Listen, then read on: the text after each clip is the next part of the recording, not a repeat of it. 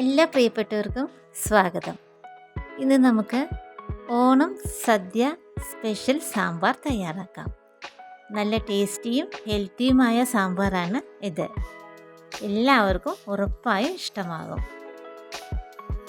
അതിന് വേണ്ടുന്ന ഇൻഗ്രീഡിയൻസ് ആണ് ഇതെല്ലാം. ആദ്യം നമുക്ക് ഒരു നെല്ലിക്ക വലിപ്പത്തിൽ പുളിയെടുത്ത് അതിൽ വെള്ളം ഒഴിച്ച് വെക്കാം. 1/2 കപ്പ് തുവരപ്പരിപ്പ് എടുക്കാം. അത് കഴുകി കുക്കറിലേക്ക് ഇടാം. ഒരു ചെറിയ കഷ്ണം കായം എടുത്ത് അതൊന്ന് വെള്ളമൊഴിക്കാം. അതിനുശേഷം അതും നമ്മുടെ തുവരപ്പരിപ്പിലേക്ക് ഇടാം. നല്ലൊരു കായത്തിൻ്റെ മണം നമുക്ക് സാമ്പാറിൽ കിട്ടും. അതിനാണിത് ചേർത്തത്. ഇനി വേണ്ടത് ഉരുളക്കിഴങ്ങും മത്തങ്ങയും വെള്ളരിക്കയും അതുകൂടെ നമുക്ക് കുക്കറിലേക്ക് ഇടാം. ഇനി ഈ കഷ്ണത്തിന് ആവശ്യമായ ഉപ്പ് ചേർക്കാം. 1/4 ടീസ്പൂൺ മഞ്ഞൾപ്പൊടി, 1/4 ടീസ്പൂൺ മുളക് പൊടി.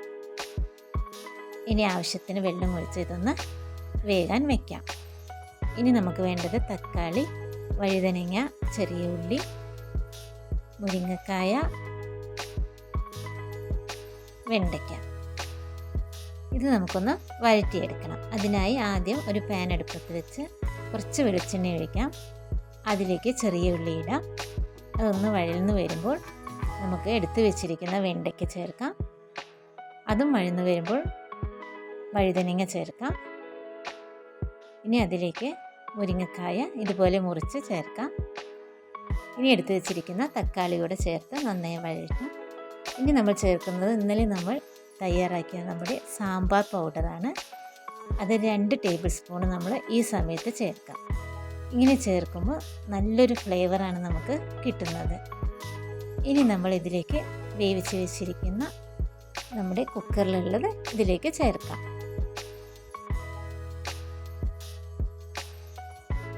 നന്നായി തിളച്ച് വന്നു. ഈ സമയത്ത് പുളി പിഴിഞ്ഞത് ഇതിലേക്ക് ഒഴിക്കാം.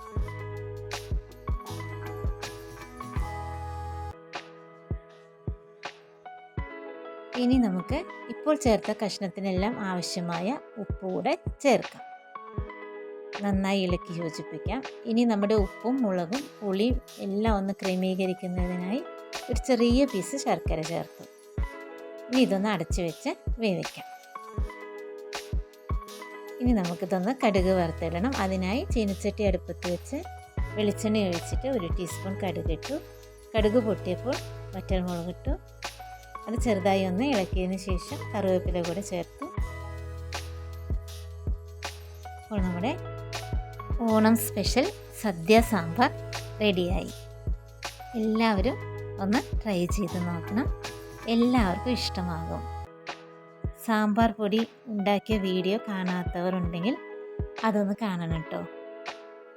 സാമ്പാർ പൊടിയും സാമ്പാറും ഉണ്ടാക്കിയതിന് ശേഷം അതിൻ്റെ അഭിപ്രായം ഒന്ന് പറയണം കേട്ടോ.